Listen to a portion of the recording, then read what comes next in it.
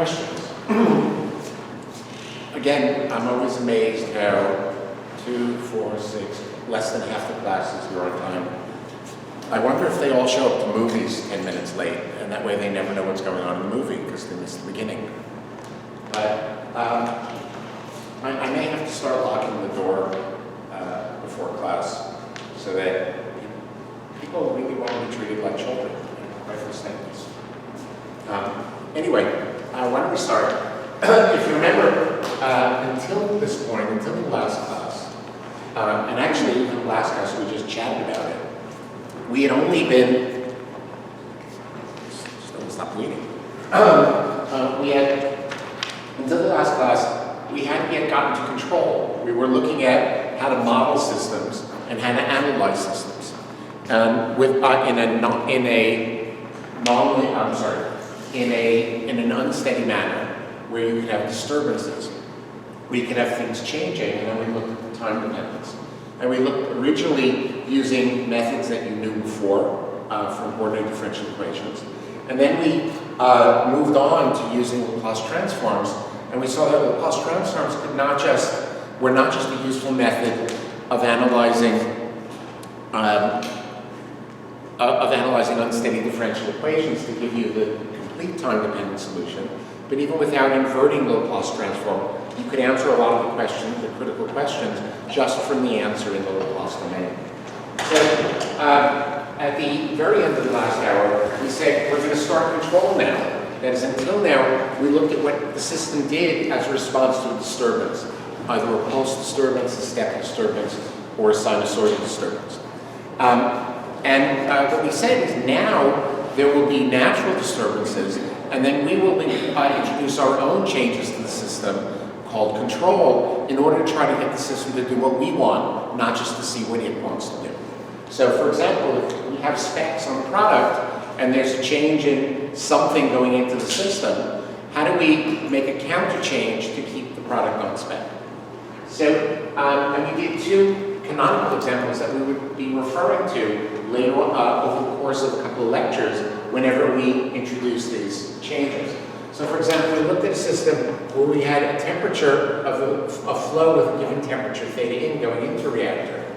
And we measured theta, it was a CSTR, we measured the temperature coming out, and if we didn't like it, we adjusted a valve which controlled the volumetric flow rate of a coolant fluid. So obviously if the temperature was too hot, we increased the flow of the coolant fluid. If the temperature was too cold coming out, we decreased that. And what we found was we could write in the Laplace domain that the Laplace transform of the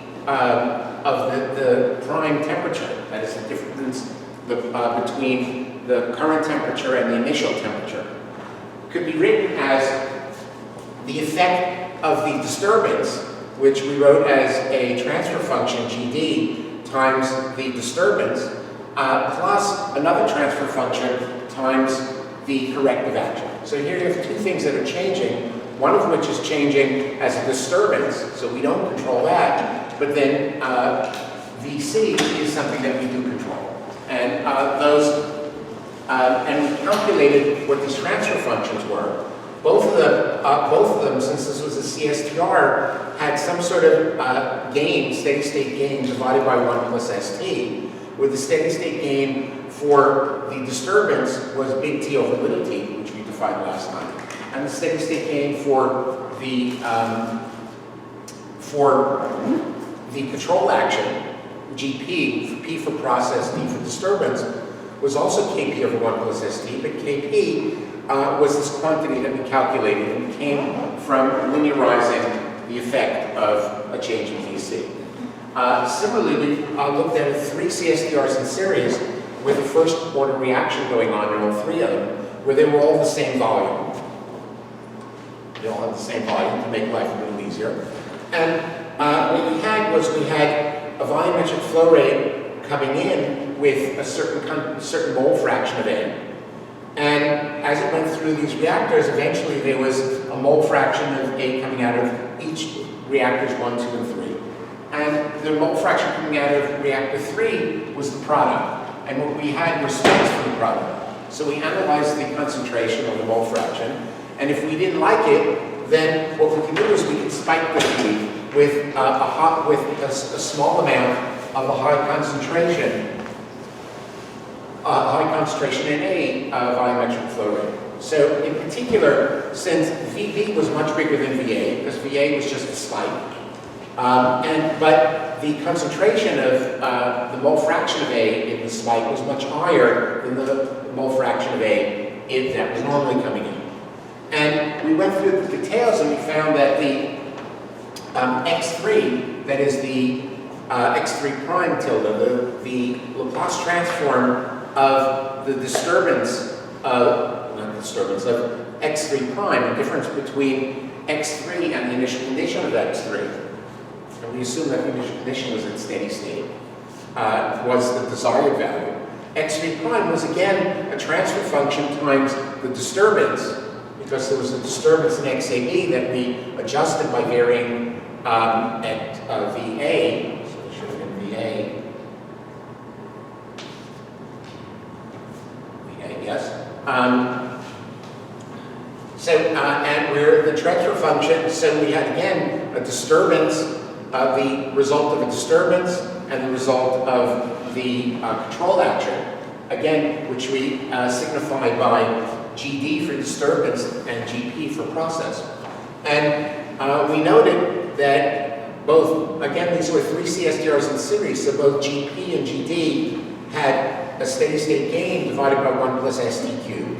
Again, that's because the cube is because there were 3 reactors in series, all with the same volume. If they had different volumes, it would be 1 plus KT1 times 1 plus KT2 plus 1 plus KT3.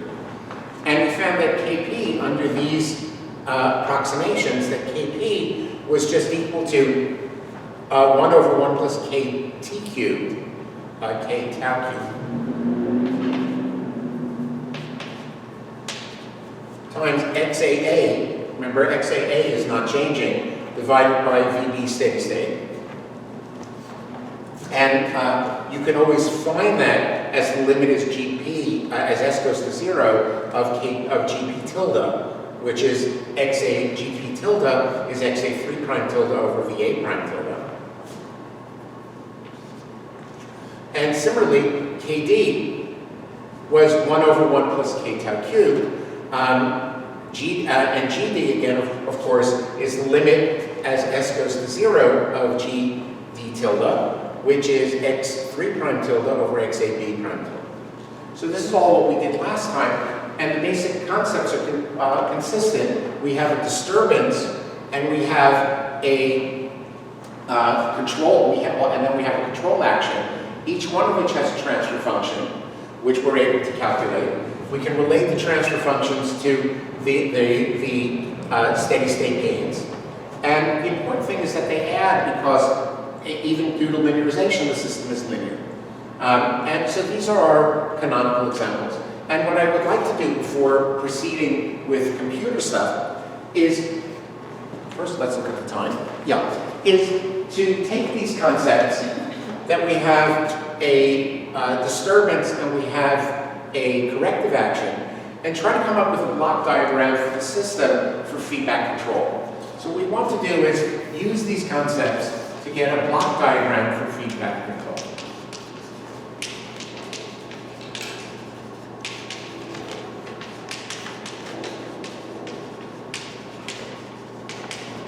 Again, it's nice being tall because I can reach the very top of the body. Okay, so let's just take these concepts and work with them. So we have an outlet here, and this is our control variable, CV, prime tilde. That's, in this case, it's theta. In this case, it's X3. And we said that it can be controlled by GD times theta prime. So I have a disturbance, D prime tilde. In this case, the disturbance is theta in prime tilde. Here it's XAB prime tilde. In order to affect the control variable, it goes through a box that gives me a GD. Anytime I have a transfer function, I write that in a block diagram as a block.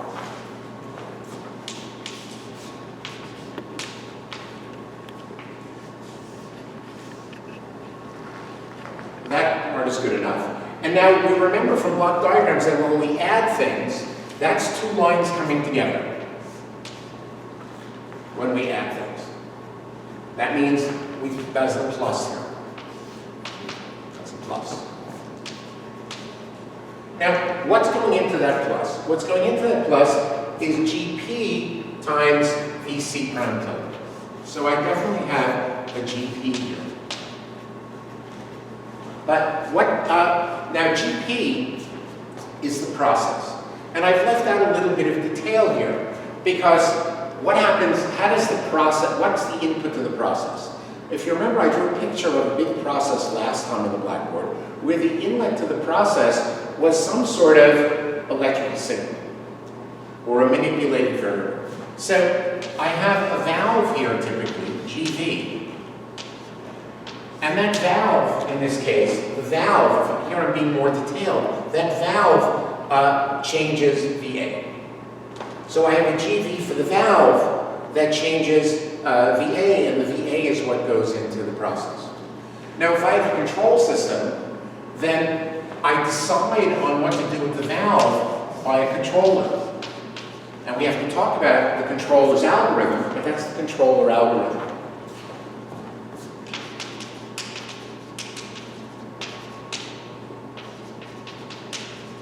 And the controller algorithm says, the input to the controller algorithm is how close am I to the set point? If I'm far, whatever the value is, how close or how far I am from the set point, the controller then sends out a signal to the valve. And we call that signal the manipulated variable. Now, you could also think of the manipulated variable as this. It's what comes out of the valve. It all depends on what you can. This can either be the manipulated variable that's going into the combination of the valve and the controller, or if you want to be more detailed, the thing that the controller manipulates is an amperage, or if you like, a pressure that adjusts the valve. So it's the pressure that then adjusts the valve that then adjusts the input. In this case, the input is VC prime. In this case, it's VA. Now, how does the controller know what to do? It needs to know the error. Now, how do you get the error? You get the error, first by having more space on the blackboard. You get the error by taking the set point as a plus and the actual and the measured value of CVM as a minus. So we have a measured value of the control variable, which may or may not be the same thing as the actual control variable. That comes in with a minus, the set point is a plus, and the difference, so this takes the difference, gives me the error. Is that clear? Now, how do I get the measured value? Well, I take CV and I measure it. And this is, say, G of measurement, GM. I think I usually call it something else. Let me just use a different letter. GS for the S for the sensor.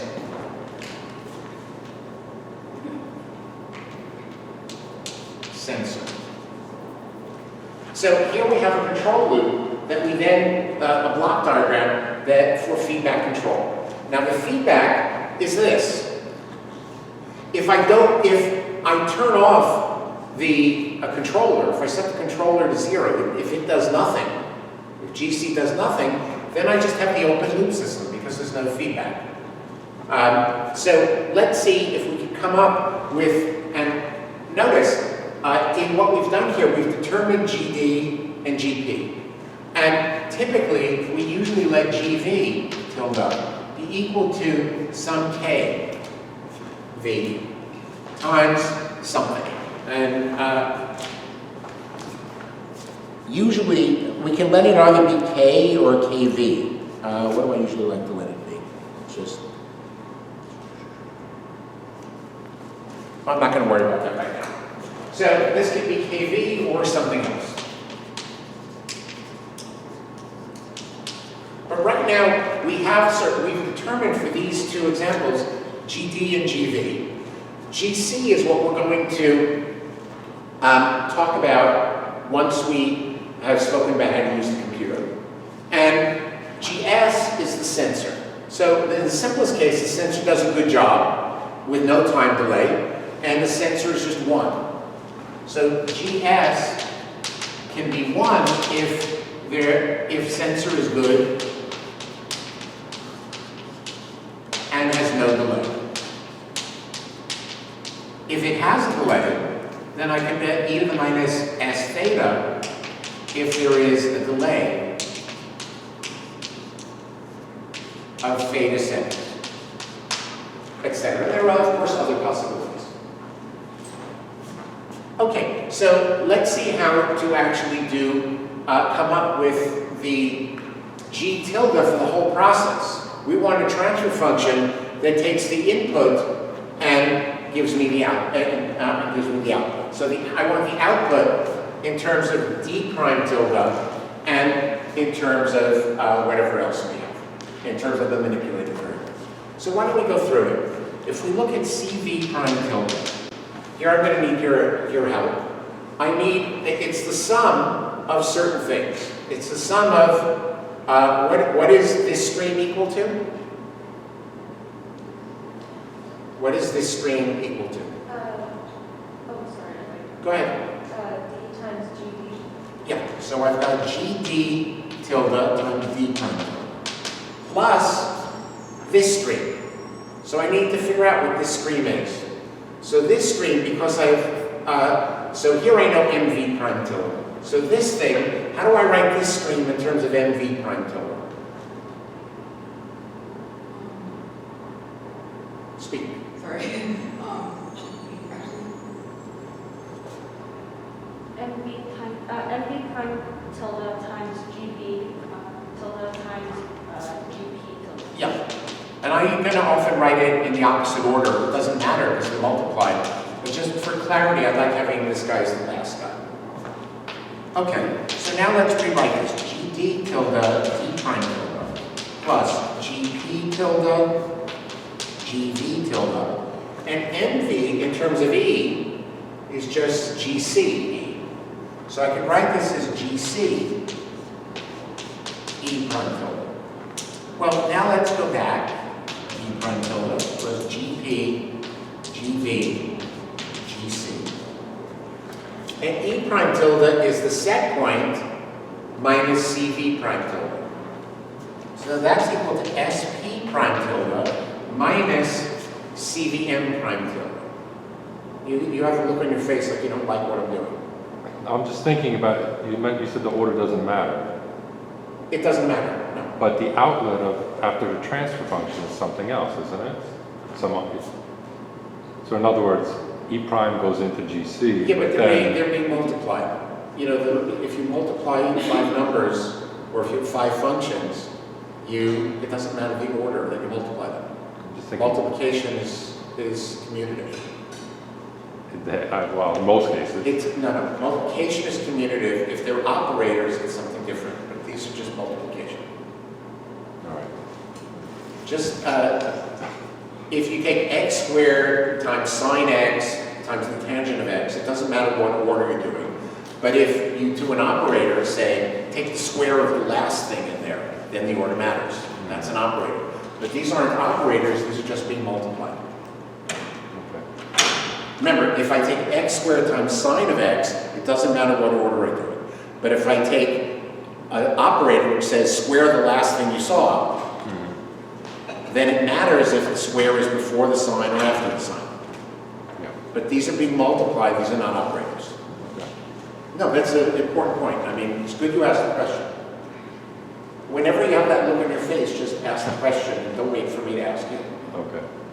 Because if something's confusing you, by definition, it's a valid point to ask. By definition. Definitely. Okay. Thank you. So let's go back to this, E prime. E prime is the set point minus CVM. Well, what is CVM in terms of CV?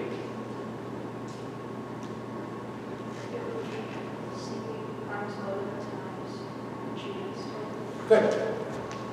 GS tilde times CV prime tilde. So So let's notice that I have CV prime tilde in terms of CV prime tilde. So I need to take this and move it to the other side of the equation. So I've got CV prime tilde times 1 plus GP, GV, GC, GS is equal to GD, D prime tilde, plus GP, GV, GC, SP prime tilde. And now I can just divide out, and I can get CV prime tilde is equal to. It's equal to GD prime tilde divided by 1 plus GP, GV, GC, GS,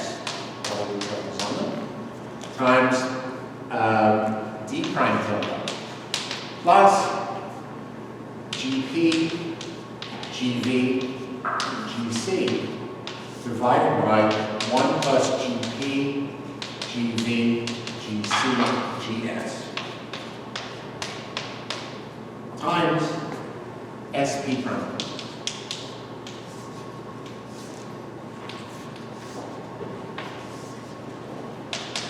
Where this thing is the G that, well, I don't have to write that. This whole thing is the effective G for a disturbance. And this whole thing is the effective G for a change in the set point. So for example, I can change the set point. It could be that last week the customer only wanted 90% purity, and the new customer this week wants 95% purity.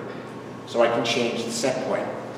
And what we see here from this loop is that by using block diagrams and just knowing each of the individual G's, we can then, from the block diagram, construct these G's that include not only the process, but also the disturbance, the controls, the valve setting, the valve settings, as well as the measurement efficiency of the sensor.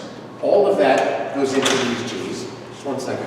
And again, what you can see is if there is a disturbance only and no change in set point, this is 0, and I just have this term. If there's a change in set point but no disturbance, I only have this term without that. I can't hear you. You just answered it. Okay. And of course, you can have both. How many people do we have here? 2, 4, 10, 13. Okay, so again, part of the class doesn't seem to believe it's worth coming to class. Make sure you sign the attendance sheet, because what I'm going to do is I'm going to go through all the attendance sheets today, and anyone who's missed more than 3 classes is going to be dropped from the class. So, and they can have the pleasure of taking this next year. Just to clarify, in this block diagram, the V tilde C prime, where did that fall? VC? What's VC? VCs? There's no VCs. Just for, I was looking at the first example. Oh, VC, V coolant. Okay, so this is the disturbance, and this is the manipulated variable. Now, here I've got the manipulated variable going into the valve. Actually, the manipulated variable should really be going into here. The VC prime would be here. VC prime would be here, and similarly VA prime would be here. The controller doesn't directly change the manipulated variable. What the controller does is it changes the pressure. So something else is often kV pi. It's typically kV pi, where this is the pressure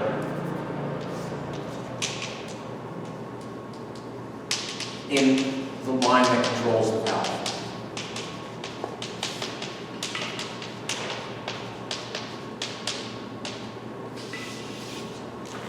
So here I'm being a little fussy, is the outlet of the controller is typically a change in pressure that goes to a valve to either open a valve or close a valve. Then what comes out of that is the manipulated variable. So typically, this would actually be the pressure pi prime tilde, and this would be mv prime tilde, if we want to really be consistent with what we have here. So here I consider VC prime as the manipulated variable and VA prime as the manipulated variable. So that would come in right here. And pi prime tilde would be the pressure. The controller changes its effect is the change in pressure that will then open and close the valve. And that's here we have the GV tilde. Yes? So I know you mentioned in the last class that the valve has a delay, so would that be baked into that, or would you have to add it to that term? If there were a delay, if there's a significant delay in the valve,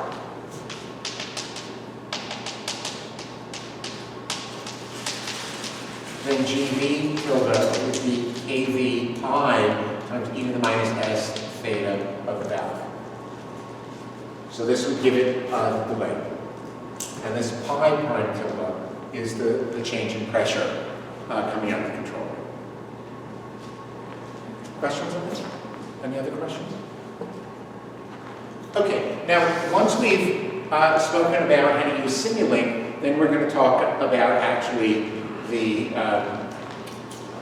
then we're actually going to talk about algorithms for GC. But right now, even without knowing what GC is, we have this sense here of what we're doing. And so what I'm going to do now is go over to Simulink,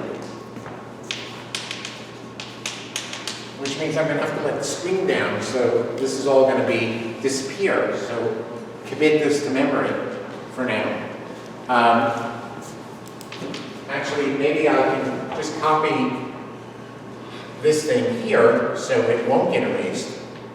So I've got SP prime tilde going into plus and minus CV prime tilde, M prime tilde. And this goes to GC, GV, this is E, pi prime tilde, GP, and V prime tilde. With plus here, and here I have E prime tilde going into GB. No need to copy this again, I'm just copying it from there. And this gives me CV prime tilde, which then comes out here to GS, which gives me CVM prime tilde. So this is something that I'm going to simulate in Simulink. And the actual details of what you have there is that. Are there questions on that? Okay, so hopefully the beamer will work.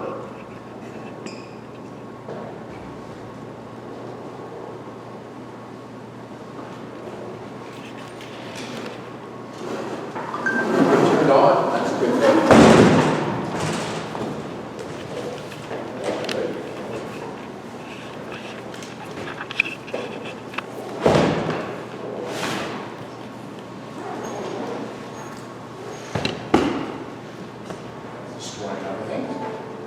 And now let's see if it will talk to the computer. Oh, it is talking. Good.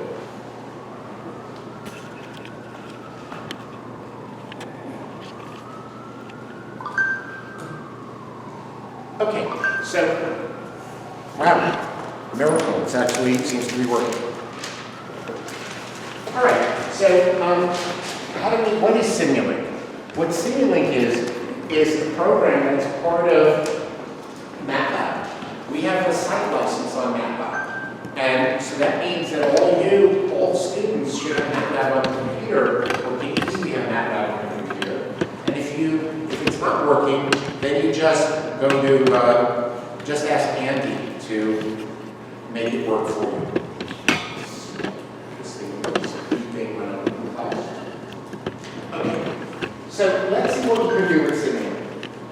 So the first thing you do is you double click on Simulink, which is down here on MATLAB. So I've turned MATLAB on. What you can see is I have to double click on this to turn MATLAB on. And one of the options in MATLAB, one of the many things MATLAB can do, is Simulink. So if I click on Simulink, now it opens up a new window. And once I have Simulink, I have lots of choices. Simulink can do lots of stuff. We're only going to concentrate on one little piece. We're not doing all of Simulink. We're going to do what's useful for this class. So I'm going to start with just a blank block, because that's what we want to do. And the whole point of simulating is to take those block diagrams and actually do a calculation with those block diagrams. So here we go. I open this, and in order to find the blocks, I have to open the library. So if you notice here, this library browser, I open the library. And notice I have a bunch of possibilities here. Each one of these possibilities has a whole set of blocks in them. We only used a few blocks in this class. So this allows you to do many, many, many calculations, which we're not going to do here. But it also allows you to do some that we do. So the first thing I would like to do is just look at a reactor, say a CSDR, with an input and look at the output. So let's look for different inputs. We've had 3 inputs. We've had pulse, sine, and step. So inputs are sources. So let's look at sources.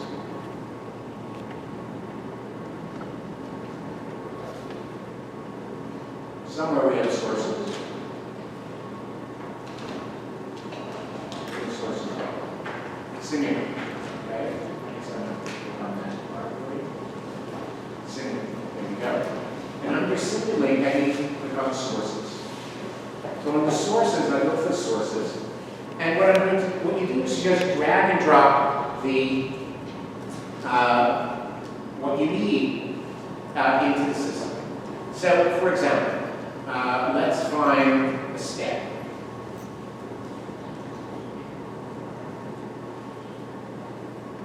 So here's a step source. Let's bring it in for when we need it. Let's take a sine for when we need that. And let's look for pulses.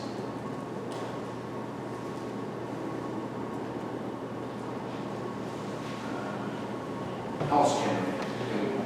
So those are 3 types of sources that we will eventually use, that we will try to use. Now, in addition, we would like to have certain blocks, right? Certain boxes, blocks. So let me remember where I put those. Those are in continuous. So if I go back here, I've picked those that I need. And let's look for under continuous. I can find, there are various things I can do. But what I would like to find is, well, for example, we have the controller, which I may or may not use. But I also want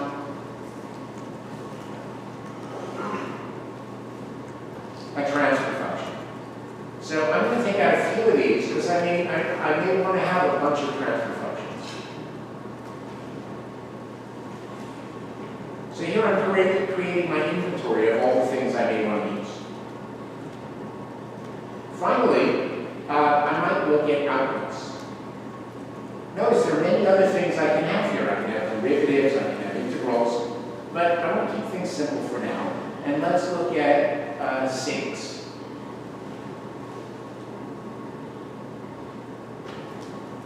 And for sinks, I'm going to use a scope as a sink. So let's take 2 scopes.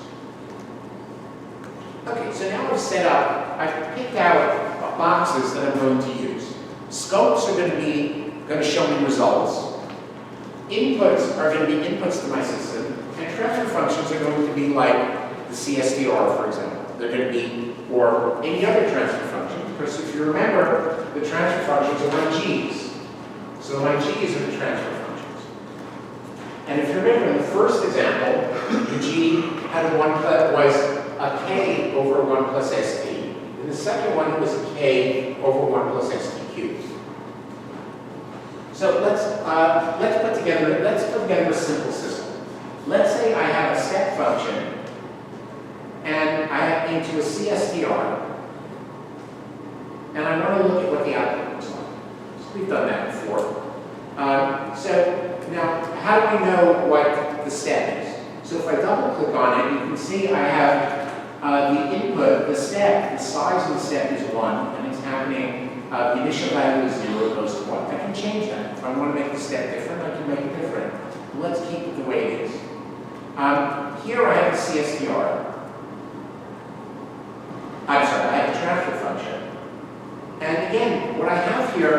notice in the box, there's a 1 plus s, 1 over 1 plus s. So that is 1 plus st, where t is 1. Now, so the denominator is a polynomial where the coefficients are 1 and 1. So if you notice up here, but I don't have a stick here. What I have is there sticks on.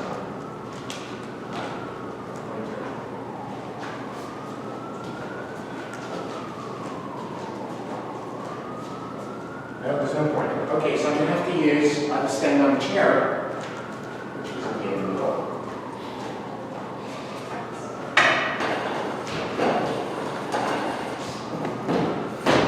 Not tall, but not that tall. So notice here you have two ones.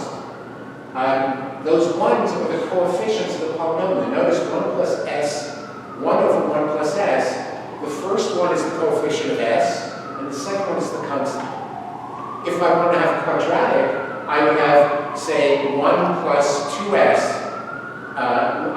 1 plus 2s plus s squared, it would be 1, 2, 1. 1 times s squared plus 2 times s plus 1 times a constant, times s to the 0. So I can make a polynomial of any order I like here for the denominator and simply for the numerator. When I only have one coefficient 1 there, it assumes I just have a constant. If I have two numbers, that means I have something times s plus something times s to the 0. If I have 3, it means I have something times the first one times s squared plus the second one times s to the first plus the third times s to the 0, etc. So I don't fall off the chair. Okay, so that's a CSTR, and I'm going to keep it the way it is. I could easily have changed t. In this case, t is 1 plus st, but let's leave it as is. And now I want to look at the output. So what I'm going to do is, the way I connect these is I click on this, and I just move it over to where it's connected. Notice there's an arrow. So now the step function is going into there. And for some reason, this thing moves around. I don't want to move around. But that's life. And now let's connect this guy to here. Okay, so now it's connected, and now what I can do is I hit run. And let's look at the output. And the output is, remember we found that output. When I have a step function coming in, the output was something times 1 minus an exponential. And we said there was a break in slope here, which is exactly what we find. Break in slope and 1 minus an exponential. And since the step went from 0 to 1, this goes from 0 to 1. Now, let's say instead of one CSTR, I have two CSTRs in series. Two CSTRs in series would be 1 plus st times 1 plus st. So if I multiply that out, I get s squared plus 2s plus 1. So in order to change that, I go, let's go in here. Double click. And now, instead of this being 1, 1, I put a 2 here, and now it's 1, 2, 1. That is 1 times s squared plus 2 times s plus 1. That's 2 CSTRs in series. Remember, 2 CSTRs in series, instead of having a break in slope, we add a continuous slope. There was a break in the next derivative. Is that a question or a scratch? Scratch that question. Okay, so let's try again. Let's open this. This is what it looked like 1 CSTR in series, and now let's run it for 2 CSTRs in series. Well, notice the slope is no longer a break in slope. It's continuous. The break is in the next derivative. If I go to 3 CSTRs in series, then I need, as we have here, that's 1 plus st cubed.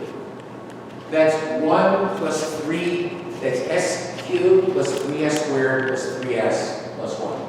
That's 1, 3, 3, 1.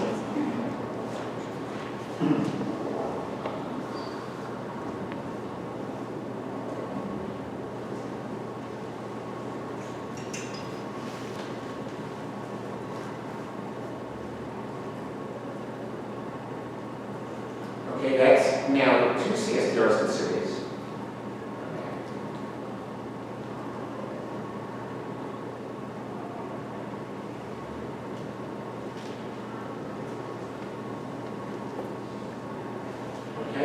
just run it now, and it's going to get even smoother.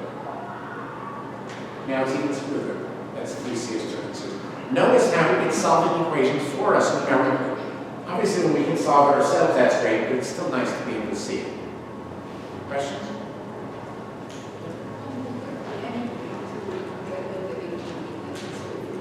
I just put the scopes in, more scopes. I get whatever I like. I'm starting simple though, where there's no intermediates. We'll get to intermediates in a few minutes. Okay, so now instead of, let's get rid of the step because that was too easy. So I can click on it.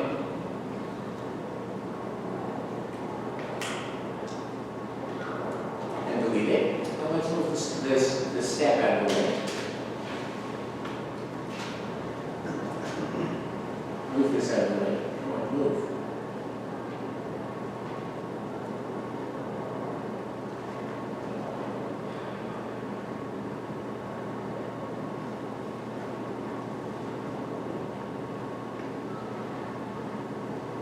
I don't understand the movements of this thing at all.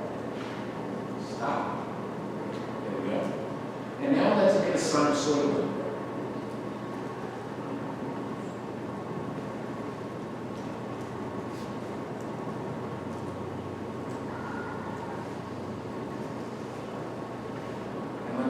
Sinusoidal input here.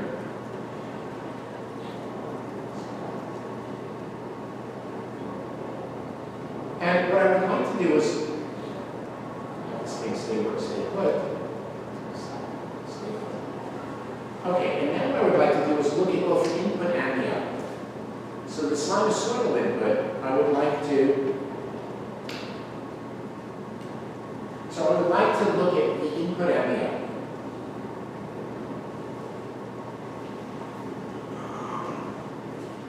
So I would like to split this stream. If it will let me. Sometimes this works, sometimes it doesn't.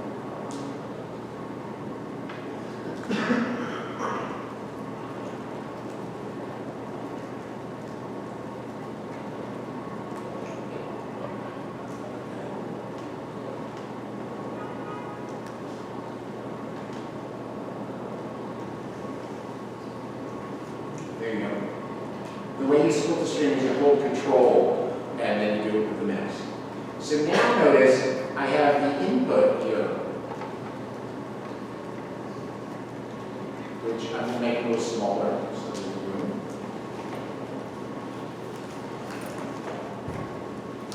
This is the input and this is the output.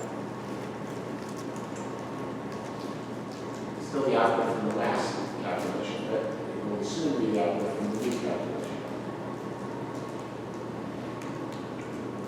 Okay, so now you see the input and the output. And what I've done is I've put a sine function coming in, and it goes through, right now, let's make this a first order system. So to make it a first order system, again, just a single CSTR. I just have that. So now it's a CSTR.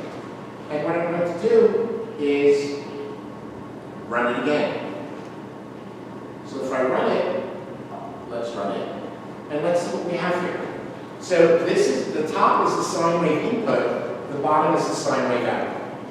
What you can see, the first thing, is you look at the top, you see a 1, because the sine wave I put in has a magnitude 1. So this is the input sine wave, this is the output. So again, we see when we have a sine wave coming in, we also have a sine wave coming out.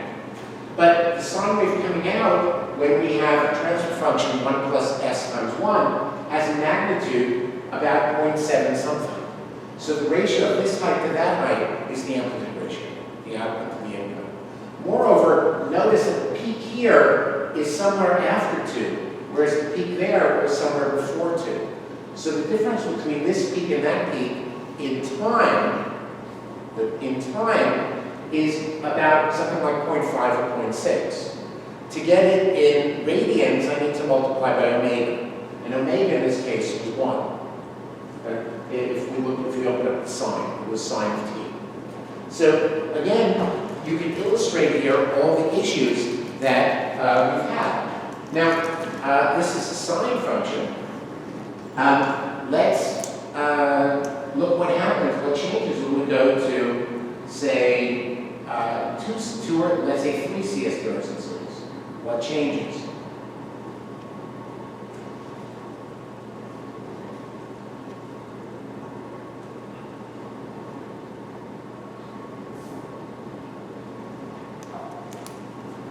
Okay, notice what's changed. When I have 3 CS Garrison series, notice that the amplitude ratio is no longer 0.7 something, but it's 0.4 something.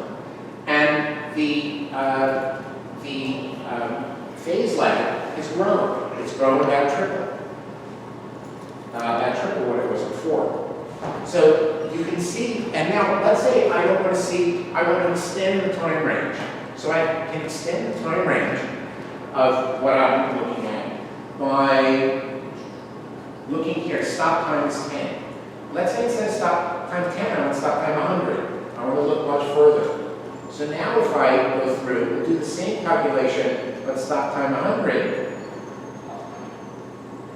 Well, so now you see, I've got a much longer time frame where I can see the oscillations, but nothing, and what's changed is something interesting.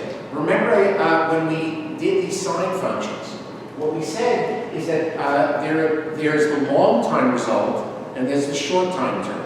So sometimes what we see in short times is not what you see in long times.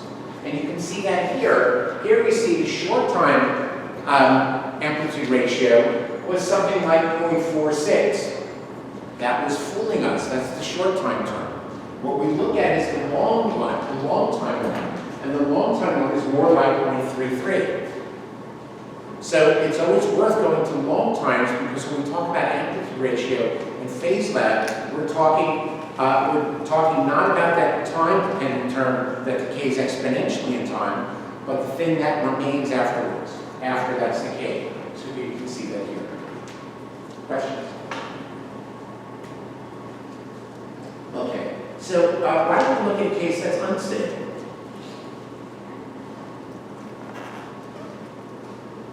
So let's moving. So let's do the step change again. But now instead of having something that's stable, that is where the roots are both negative, because remember when you have 1 plus st, then you get a 0 there when s is minus 1 over t. So s is negative. What if I want one of the s's to be positive? So let's look at a case where I have a 1 plus t times 1 minus 2t. So when I have 1 minus 2t, that says, to set that equal to 0, that says t is equal to a half, plus a half. So that one should blow up. So let's do that one.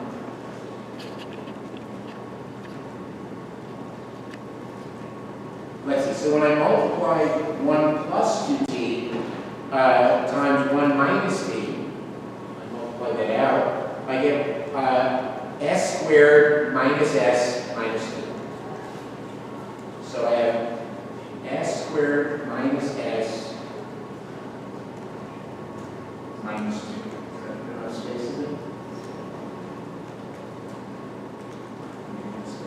So this one I expect to be unstable.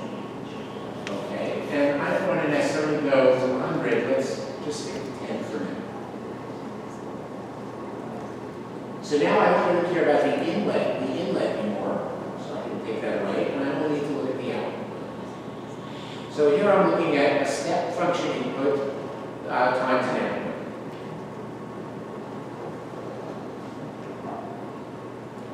And let's notice what's happening here. Notice that we said we have an unstable root, so we have step change input at 0, and it's growing exponentially. It is unstable. It's not going to a steady state. It's growing exponentially. And notice how big it is. Now it's 10 to the 0. If I go to a longer time frame, let's go to a short time frame, 1. Let's see what we would have seen if we had gotten 1.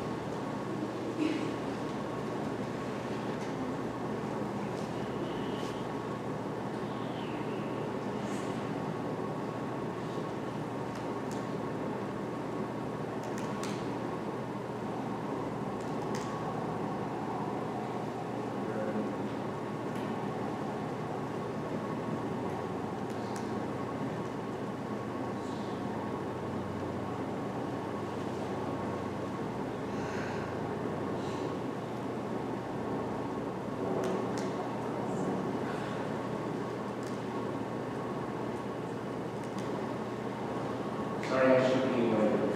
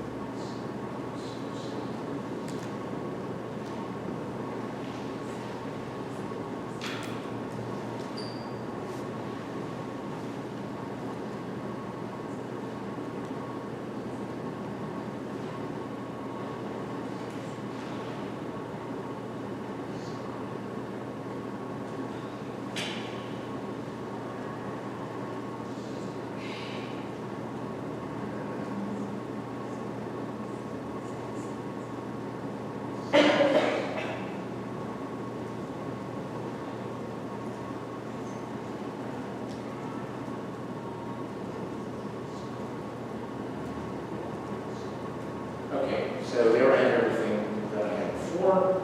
And what was it that I just did? Where was I? So I wanted to do the unsteady one, the unstable one with the short time. Step input.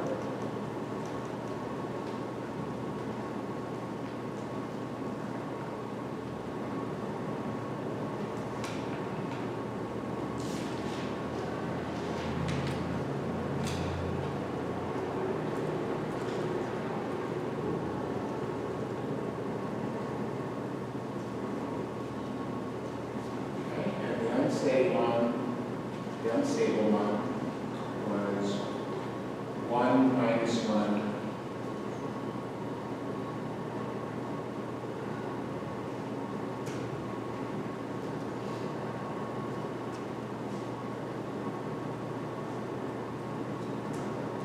minus 2.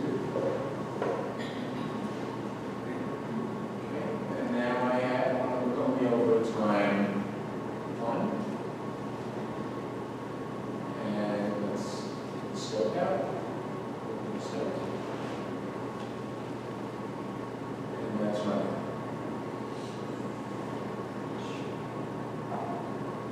So over time 1, it hasn't started going unstable yet because the time was too short. Remember, we have an exponential. So the exponential, if the time is e to the 0, e to a tiny number is still 1.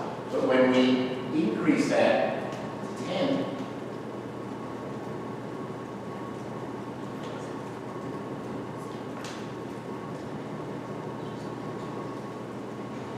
and run it again, we see the increase is exponential. So I want to illustrate those basic things. Are there any questions so far? Yeah.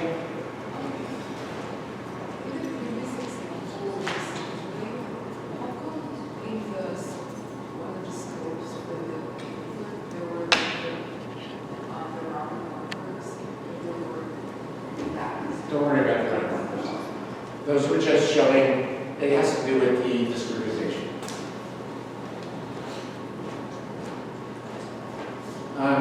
Okay, what else can you do here? We did lots of things, but I want to be efficient here.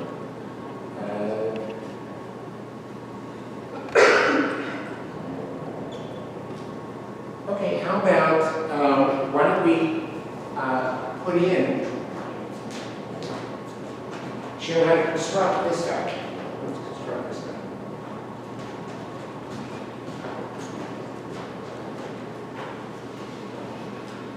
Right, so if I want to construct that guy, let's first get rid of some things we don't need. Put all these things back to where they came from. And what I will need is another source, which is constant, which I should have taken out. And that's for the sampling.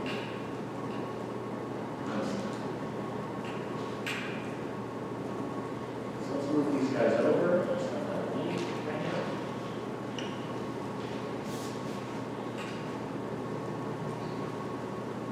Okay, so now I'm going to need this disturbance. Let's say a step disturbance. And I'm going to need the transfer function for that disturbance.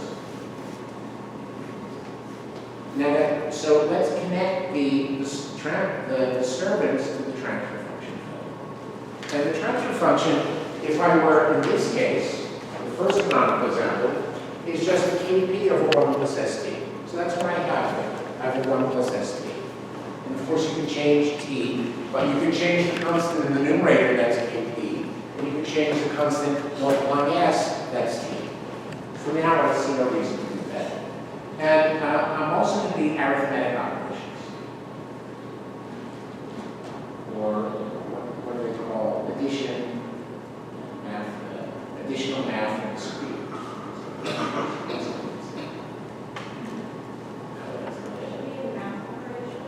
The math operations. Yeah, there we go. So I'm going to need to be able to add. So I'm going to want to add here. And I'm also going to want to be able to subtract.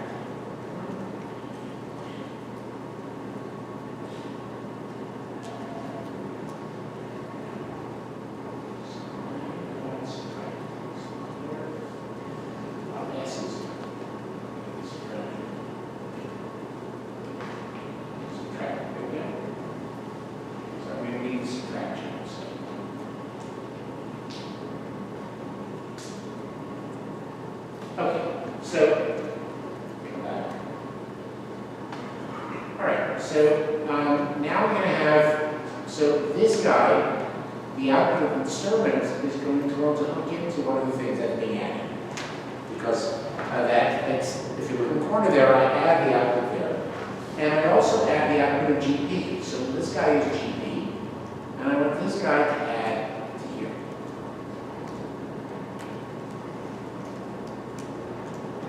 Okay, now what comes into this? What comes into this is GB, so I need another one of these.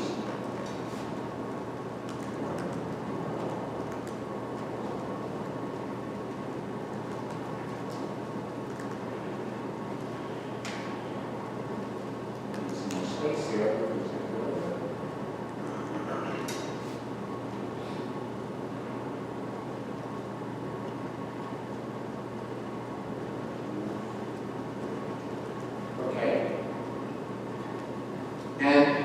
There's going to be another transfer function that corresponds to the controller.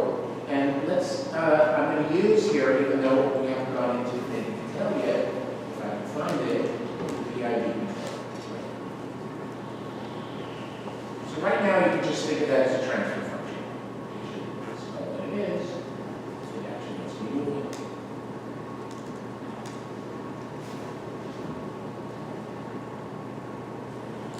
Okay, and what comes out of this is the subtractor, is going to go to here. Okay, now I have a set point here.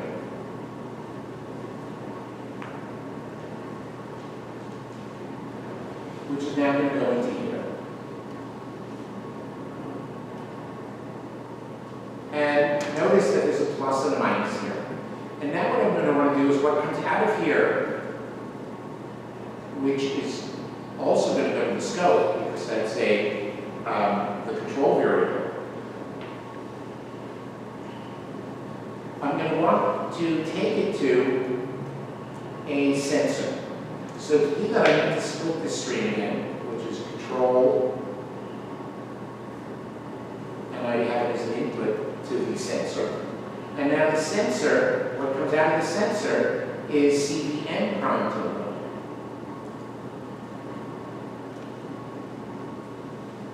And that's going to go into the subtraction part here. So what I've done now, if I move these guys out of the way,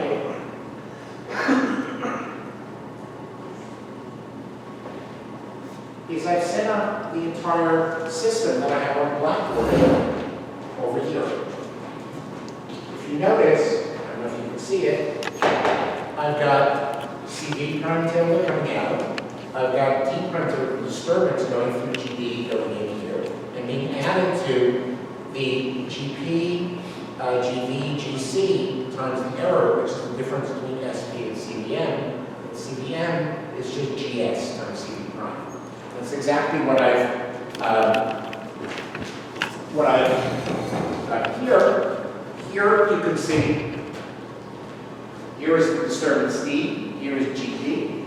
There being sum, this is CV prime tilde. Here I have the GP, GV, GC. I haven't told you what's in GC. And then here I have the error net coming into the PID, which has the constant, which is the set point here, minus the measured value. So I've got CV coming into the sensor that gives me a measured value in there. So I've just reproduced that picture there. And now, of course, to see what happens, I need inputs for all of these things. So if you notice, for GP, I have a first order CSTR. That's exactly the GP I have here. 1/1 plus ST. Now here I also have for GV, the valve. Well, actually GP, it seems to be confused, so I should, well that's GD. For GP, it seems to be confused. So yeah, I have the unstable one there, so I certainly don't want the unstable one there. Right now, I'm just going to take the simple CSTR. So now I have the GD, the GP. Remember, this one is GP. GP is 1/1 plus ST. And I'm going to make the valve also not respond instantly, but here the valve is responding like a CSTR. I can make the valve simple. Let's make the valve simple.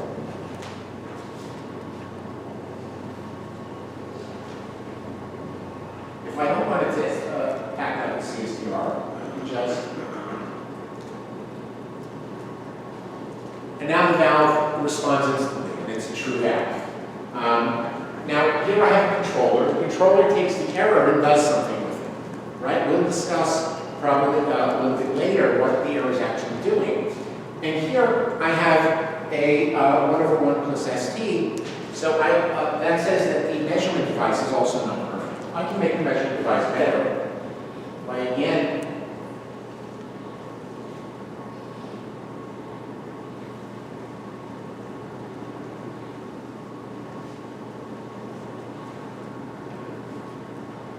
making better.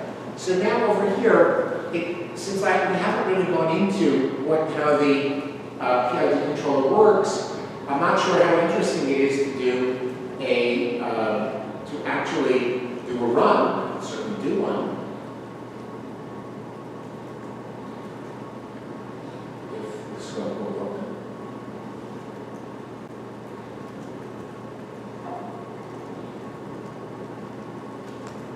So here we have a step change on the input from 0 to 1, and the set point was 1 here. And what you can see is the controller, whatever it did, I have step point at 0, it has gotten me back to, so I had some sort of control system, where remember I had an input, I had a disturbance that went from 0 to 1. So in this case, for example, in this example, you can think of the disturbance as a disturbance in theta in. And I would like theta to be 1. So I have some sort of control system. If I didn't have control, then a step change in theta in prime would give me a step change in theta prime. So theta, but I want theta to still be 1. I want theta to be 1. And what you can see here, because that's my set point, is the result of the action of the controller, even though this went up beyond 1, fairly quickly, by the time of about 10, it went back to 1. And that's because the controller did a pretty good job. I had a little bit of overshoot, but then I went back to 1. Now, of course, I can do it for a longer amount of time.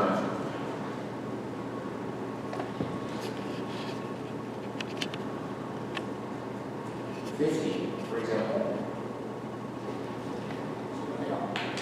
Let's look at the solution. And here you can see for a longer amount of time, yes, it went back to 1 at about time 10, or a little before that, and it stayed here. So the control controller did a good job. So notice that there's no offset. If the controller were not good, there would have been an offset.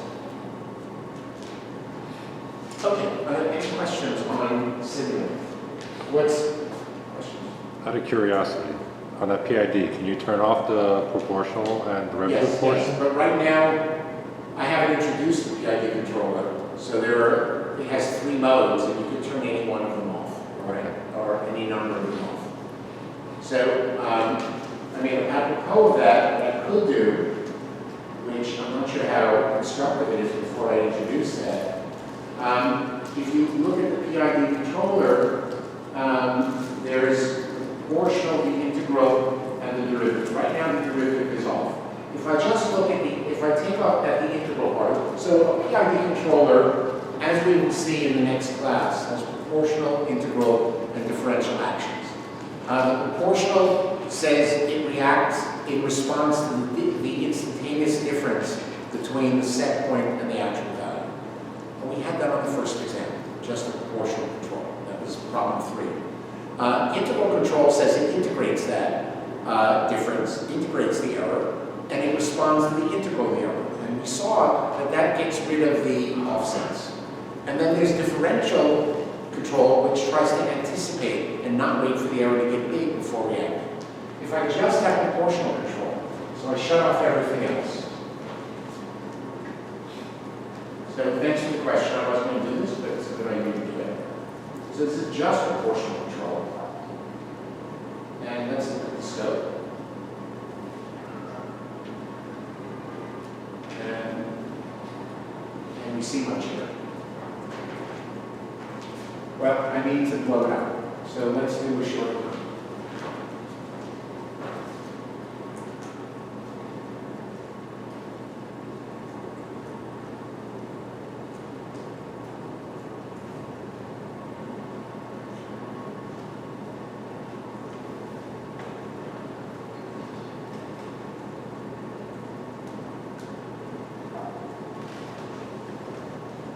Okay, so if I look at a shorter time, you really can't see it here. I would have to blow up the scale. What you would find, which you can't quite see yet, is that you never quite reach exactly 1 with proportional control. My proportional is a little too strong. Why don't I do the proportional control so that way we might actually see it?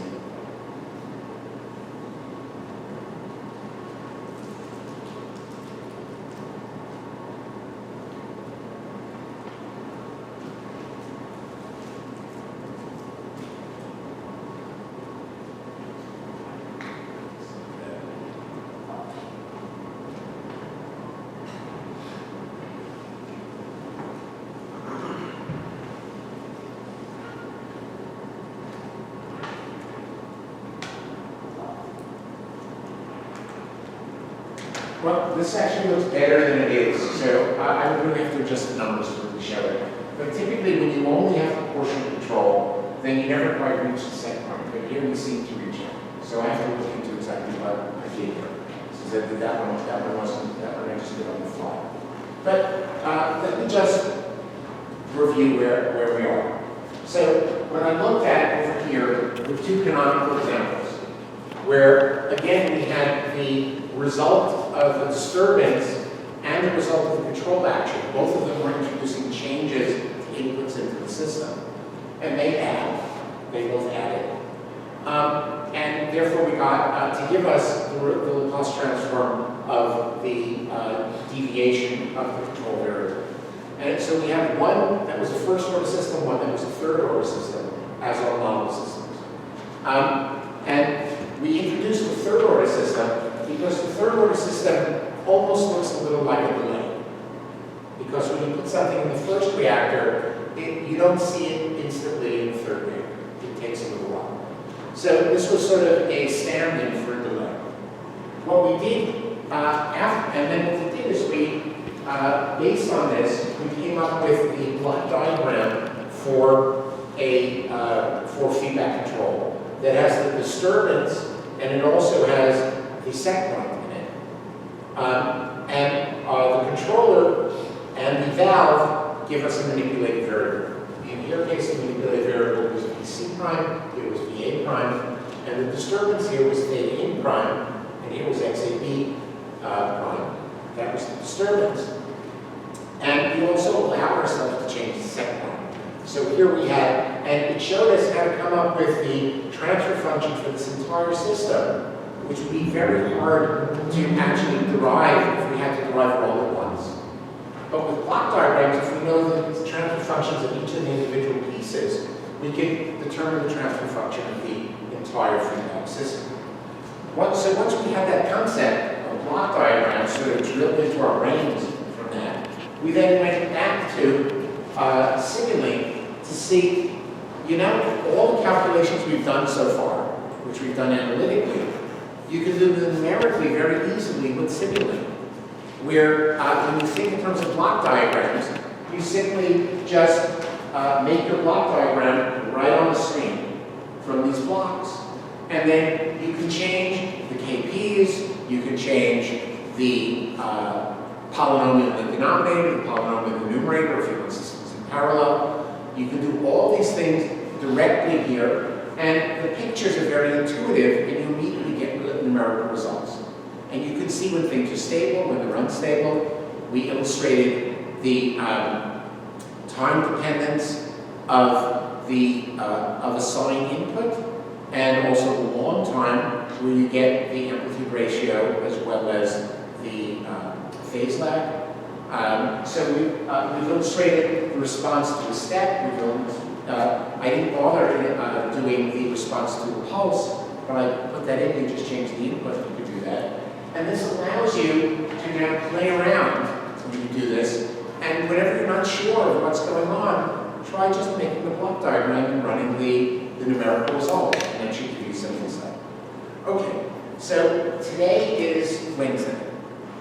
As I've announced in the previous class, the material for the second exam ended right before we started control. So it ended a week ago. You've had homework. You have to do the homework. If you don't hand in the homework, you're asking for a bad grade. You don't have to get the homework right, but you need to do the homework and hand it in. And the best thing is to try. And if you notice, the way the homeworks are graded are on a basis of 0, 1, 2, each problem. 0 means you did nothing, either you didn't hand it in or you just copied the question. 1 means you did a little something, but it didn't seem to really get you the answer. 2 doesn't mean you got it right, it meant you were at least on the right track. So if you're at least on the right track, you can get full credit on the problem. But the idea is, I do it that way, is this is not a test. If it's a test, the natural inkling is to try to find someone in the class who knows how to do it and just copy it. You get full credit even if you're just on the right track. You don't have to get it completely right. So that's to ask you to really try and think about it and try to work it out. Because that's how you learn. You learn not by looking at the answer or copying the answer, but not by looking at the answer. You look by trying to do it yourself and trying to think through it and getting frustrated. Part of the process of learning is getting frustrated.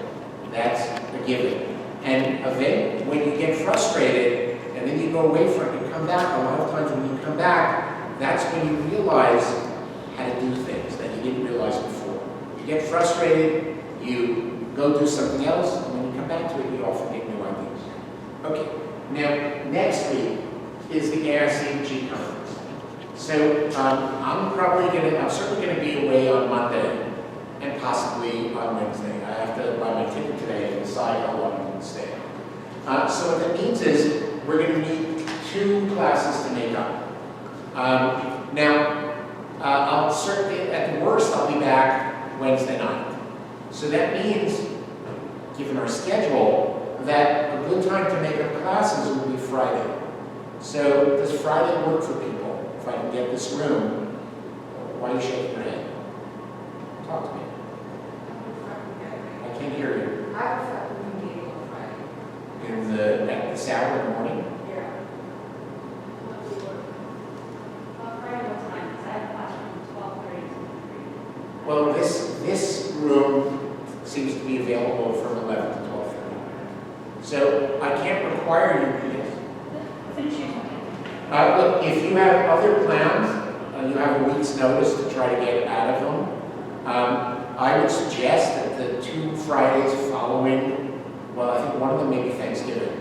I have to look at the calendar. Maybe not. I think the 2 Fridays following, so a week, well, we could have, no, I want to do it this coming Friday. We could have it, so a week from Friday and 2 weeks from Friday. If you generally work on those days, we could try to, now you have 2 weeks, so at least for the second class, hopefully you'll be able to make it. Again, we record the classes, and what I put on the web is the recordings from all the classes from last year, which is the same material as here. Every time I explain things a little differently, you get the basic idea. Both last year and the year before when I taught this class. So those recordings are available, links are available to everybody. Hopefully, these recordings will also be up, so Etienne was supposed to do it, and he seems to have disappeared, and he never seemed to have posted more than, I think, 3 videos. So I don't know exactly what's going on there. So the proposal is to do the 2 extra classes a week from Friday and 2 weeks from Friday.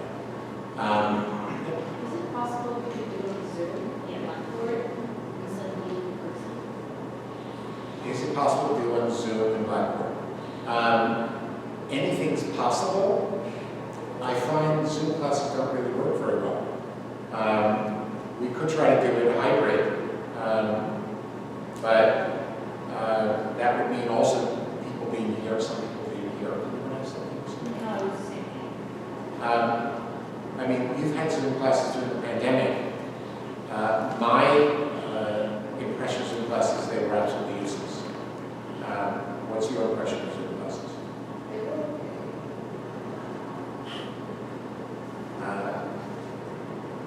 You got me. Now, the question is how we would do a Zoom. I'm not going to write it on my iPad. I would still be writing on the Blackboard. But I don't know how to do with the camera on Zoom. I'd have to figure out if we could do the camera on Zoom. I guess we can have a camera that is focused on the Blackboard. Or I'll have to see if we can do it on Zoom. I find another problem with Zoom is, unlike many classes, I write a lot of stuff on the Blackboard.